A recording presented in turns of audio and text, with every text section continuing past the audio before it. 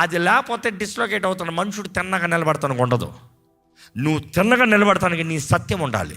నీ జీవితంలో స్ట్రైట్గా ధైర్యంగా నిలబడటానికి నీకు సత్యం తెలవాలి. సత్యము నువ్వు ఎరుగున్నప్పుడు, సత్యము కలిగి బ్రతికినప్పుడు నువ్వు దేనికి భయపడాల్సిన అవసరమే లేదు.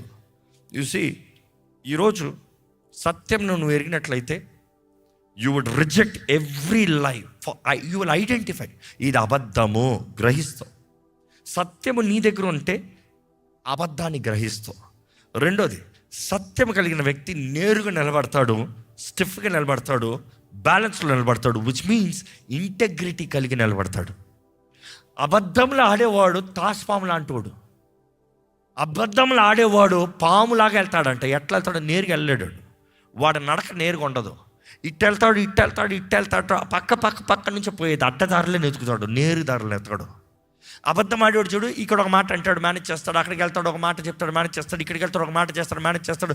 నేరుగా బ్రతకలేరు. No integrity. భయంతో బ్రతుకుతారు. కానీ ఈరోజు నువ్వు సత్యం అనే దట్టిని, దేవుడు అనుగ్రహించే దట్టిని నువ్వు కలిగి ఉంటే, నువ్వు ధైర్యంగా with integrity you will stand with integrity.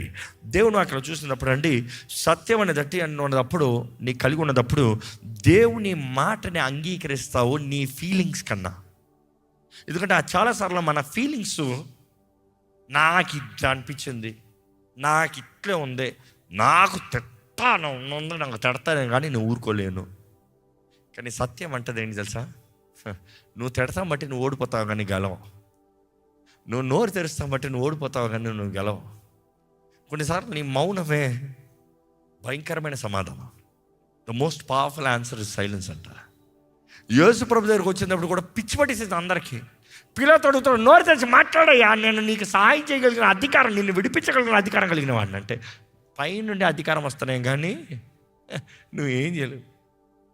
నీకు పైనుండి అధికారం అవ్వబడుతున్నాయి కానీ నువ్వేం చేయలేవు. నా జోలికి రాలేవు నువ్వు. You see, you have to understand when you know the truth. ఆ సత్యం ఎరుగున్నప్పుడు కొన్నిసార్లు లోకానికి ఎట్లా ఉంటుంది తెలుసా? ఆరోగెన్స్ లాగా కనబడుతుంది. కానీ మెయింటైన్ యువర్ ఇంటగ్రిటీ.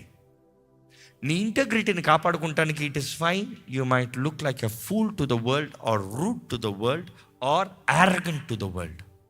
ఎందుకంటే కొన్నిసార్లు సత్యంగా మొహం మీద నిజం మాట్లాడితే తట్టుకోరంట, మొఖాల మీద నిజాలు మాట్లాడితే తట్టుకోరంట.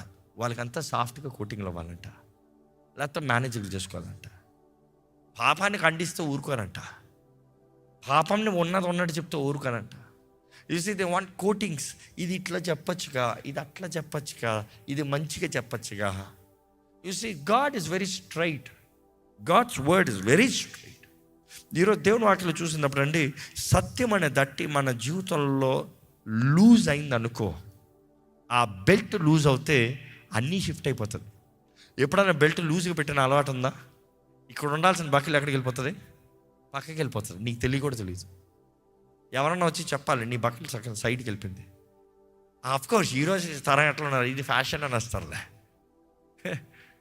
బట్ దెన్ వాస్తవానికి చూసినప్పుడు నీ జీవితంలో if you have it straight, you have the grip, you have everything under control. సత్యము కలిగి బ్రతుకు.